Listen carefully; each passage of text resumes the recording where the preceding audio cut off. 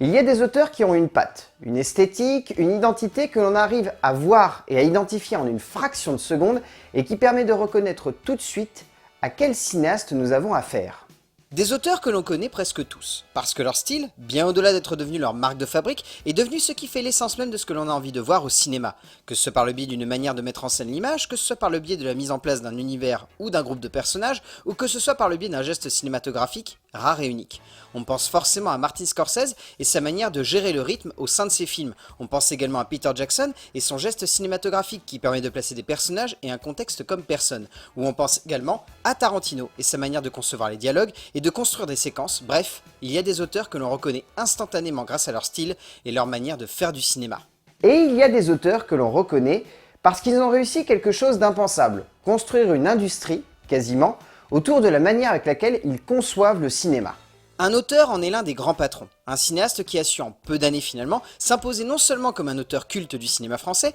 mais également comme un metteur en scène sachant exactement ce que le spectateur veut et sachant exactement comment le lui fournir. Un auteur qui est alors devenu le chef de file d'un mouvement de cinéastes qu'il allait former bien sûr, qui chercherait à faire du cinéma d'action quelque chose de possible en France. Quelque chose de simple, d'efficace, de dynamique et de surprenant, et qui pourrait se permettre de s'exporter à l'international. Un auteur qui reste encore aujourd'hui un créateur de génie, qui a peut-être un peu trop abusé de la même recette, et qui ainsi s'est malheureusement brûlé les ailes, et se retrouve maintenant dans une position délicate, où il n'est plus totalement le maître de ses gestes, et de la base de son envie de créer.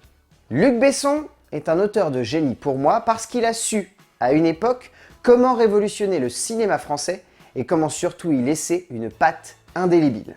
On peut réellement séparer la carrière du metteur en scène français en deux temps. Un premier temps qui prend place à la fin des années 80 et qui s'étend jusqu'au début des années 2000. Une époque faite de créativité, de longévité, d'inventivité et de reconception des modèles du cinéma français pour donner lieu à toute une batterie d'œuvres cultes, qui restent encore aujourd'hui des monuments du cinéma français que de nombreux metteurs en scène ne cessent de citer comme des références presque obligatoires. Cela a fait la réputation de Luc Besson, cela lui a permis de se construire un empire par la suite et cela lui a surtout ouvert les portes d'Hollywood et d'un monde où il a alors commencé à voir le cinéma autrement et ainsi s'est retrouvé dans une position où il a pu chercher à faire du 7e art avec un nouvel œil, un œil de financier qu'il allait chercher à mixer avec son œil de cinéaste. Mais il est très souvent difficile de compiler les deux au sein d'un art qui n'aime pas trop ça. Et je pense que c'est un peu là que Luc Besson s'est un petit peu perdu finalement. Et dans un second temps, en partant du cœur des années 2000, on se rend compte que la carrière de Luc Besson devint également financière, et que l'homme, par le biais d'EuropaCorp, sa boîte de prod,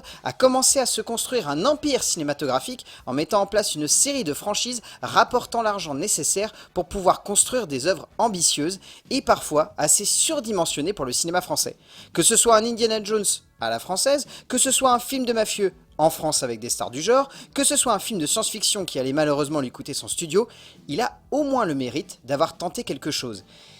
Mais il faut bien avouer que répéter pour créer n'est peut-être pas forcément la meilleure manière, qui soit pour tenter de développer des œuvres de cinéma qui sortent du lot, mais qui se plombent un peu toutes seules au bout du compte. Ce n'est absolument pas le fait que Luc Besson ne sache pas comment créer. C'est plus le fait que, comme le disait si bien Mosinor, il a une formule. Alors Luc Besson, dites-nous, c'est quoi la formule magique pour produire un film à succès? Faut que le héros, il soit costaud et qu'il protège une fille contre des méchants. Et Vous voilà. nous prenez pour des cons? Besson a trouvé en tout cas à une époque ce qui marchait, et a ainsi fait en sorte de chapeauter tout cela pour se donner toutes les clés pour réussir ensuite presque seul dans le métier, ce qui donna lieu à toute une série de films, pas forcément tous hyper passionnants. On citera forcément la série des Taxis, qui a tenté un revival pas forcément si gagnant que cela l'année dernière. Cette saga fut le véritable pilier de ce que Luc Besson mettra en place ensuite. Mais le véritable morceau de bravoure du cinéaste et concepteur français reste Taken, redite de tout un genre que le metteur en scène a confié à son petit protégé Pierre Morel et qui ouvrit la porte à toute une nouvelle carrière pour Liam Neeson, mais également à un puits sans fond de possibilités pour le concepteur français qui misera quasiment uniquement là-dessus pour construire la suite de sa carrière, en tant que producteur en tout cas. Répétition à l'infini jusqu'à épuisement et usure du spectateur, c'est malheureusement ce qui attendait Luc Besson après le succès de Taken.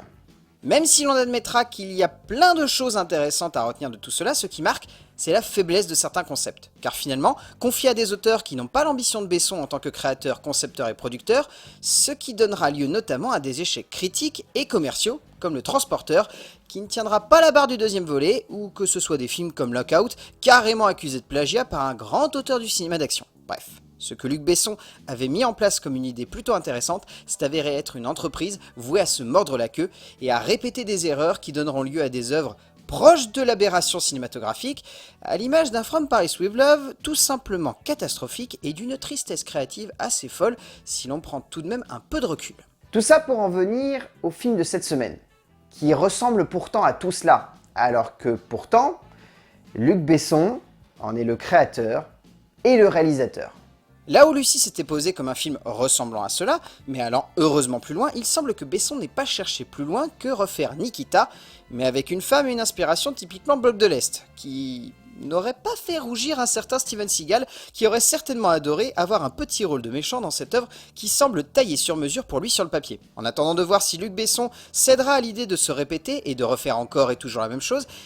il est une chose que l'on ne pourra pas remettre en cause, c'est qu'aussi talentueux soit-il, il est évident que le cinéaste français va devoir sérieusement se remettre en question pour tenter de ne pas s'auto-parodier et céder alors à la pire chose possible, non pas la répétition, mais l'autocitation. Comme si Luc Besson n'avait d'autre recours que de faire d'Anna une espèce de mix entre sa conception du cinéma, ce qu'il cherche à créer avec le cinéma, et ce qu'il cherche à faire en tant qu'auteur.